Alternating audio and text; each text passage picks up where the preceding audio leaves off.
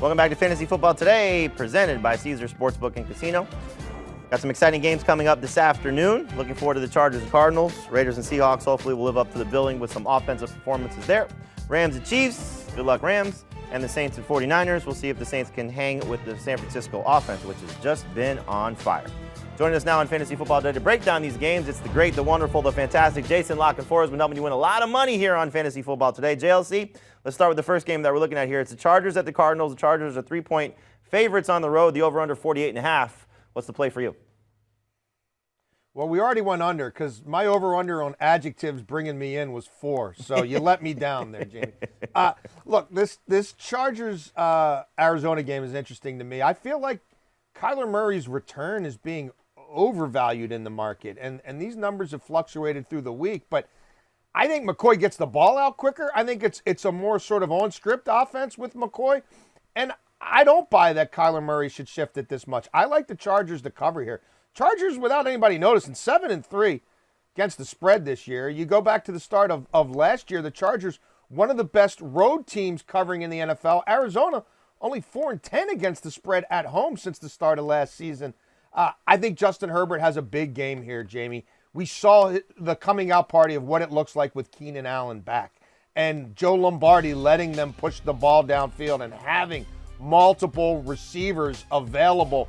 I think he goes over his rushing totals and his passing totals, Justin Herbert. I think Keenan Allen gets to 70 receiving yards, which could cash you some money. I think Austin Eckler gets over 37.5 receiving yards, another ticket you might want to cash. The Arizona Cardinals just don't win ball games, and they don't win ball games at home. 5-12 overall straight up in their last 17. Cliff Kingsbury, I think he's looking at what Matt Rule just did, saying, yeah, I might need to get myself back to the NCAA ranks.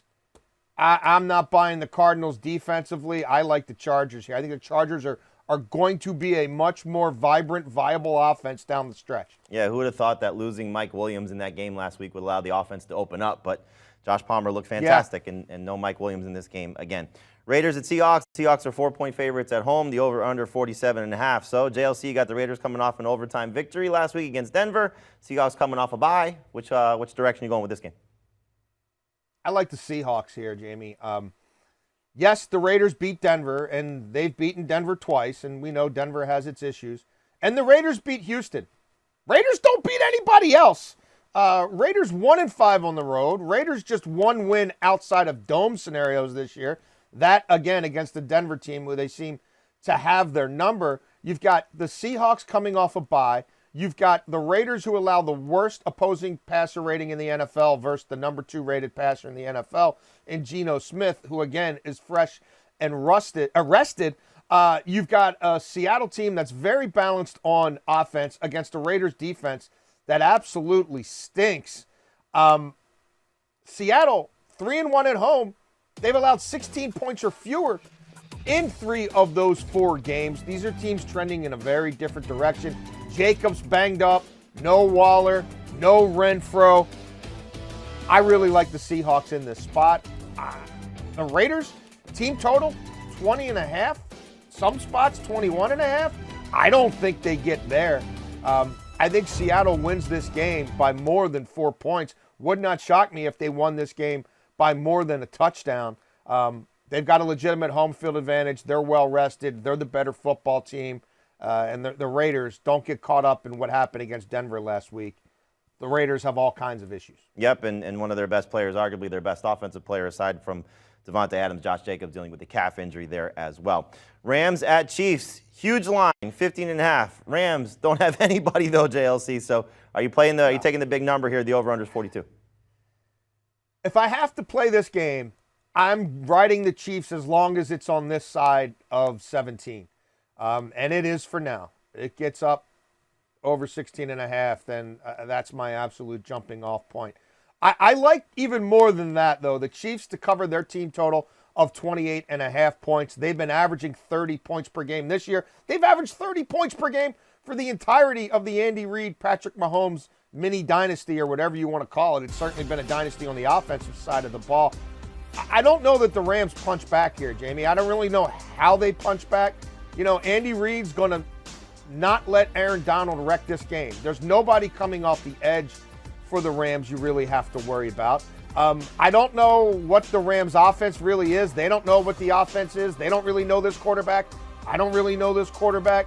But Patrick Mahomes is good for 3 touchdown passes a game this season, and I think he goes over 2.5 again this weekend. You can get plus money on that. Would not shock me if Kelsey, do whatever you want to do. Like, if you want to put Jalen Ramsey on him, fine. He's going to get in the end zone at least once. I think he does it twice, and you can get about plus 360 on that. I like a Pacheco anytime touchdown. The Chiefs know what they have going here. I don't think they're going to necessarily take their foot off the gas, and I think they get to 28 pretty quickly, and there's a whole lot of points and a whole lot of yards tied up in that for all your, same-game parlay opportunities, and I think there's a lot here. This is a mismatch. Maybe the Rams come back and backdoor it somehow, although, again, I don't really know how, but strange things happen. The ball is oblong, whatever. But these are obviously 2 mismatched football operations right now. And I think the Rams are well aware that their season is essentially over. I like the Chiefs to keep padding Patrick Mahomes' MVP status throughout the course of this football game. Yeah, the Rams made Andy Dalton look like an MVP last week. You mentioned multiple touchdowns, Dalton coming off a big game.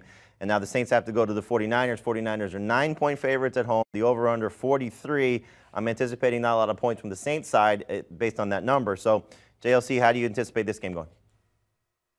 Yeah, the 9 is a little, too rich for my blood. I believe, like most people, that the 49ers are showing their true colors, and they are going to be a Super Bowl contender, but could be a little bit, of a letdown spot for them. But I don't know that the Saints get to 17 points. So that's what I like in this game. The team total for the Saints, 16.5. I like the 49ers defense to do the job there. Andy Dalton probably good for at least 1 interception. Maybe they turn to Jameis. Guess what? If they do, he's definitely good for an interception. That San Francisco defense is acutely aware of its stats, right? They want to be the #1 defense in the league. That's talked about in that locker room. They want their coordinator, DeMeco Ryans, to be among the best position head coaching candidates in the NFL. And we saw it against Arizona. It might look like garbage time, but they still want to make it tough for you. They still want to beat you up. And again, they want to be able to hang their hat on nobody scores on us. And I don't know that the Saints are really built to score a lot of points on anybody right now. It's kind of the offense and the passing game goes through one guy. They don't get anything out of the tight ends. They don't use Taysom Hill as much as I thought they would. And the quarterback is fighting for his job and tends to turn it over a lot. So, yeah, 49ers might blow them out, but more than anything else, I think they hold them under 17 points. Should be an exciting game, certainly from a fantasy perspective when it comes to the 49ers and what they have to throw at the Saints. JLC, great job as always. We appreciate your time here on Fantasy Football Today. Let's recap your picks here and who you like for the afternoon slate for week number 12. JLC likes the Chargers to cover 3, the Seahawks to cover the 4, the Chiefs to cover the 15.5, and the Saints team total under between the Saints and the 49ers there in San Francisco. Do you want a sports network that delivers everything that matters about the game? The highlights, the picks, the instant analysis, no yelling, no fake debates, no politics. Hit the subscribe button and never miss a moment.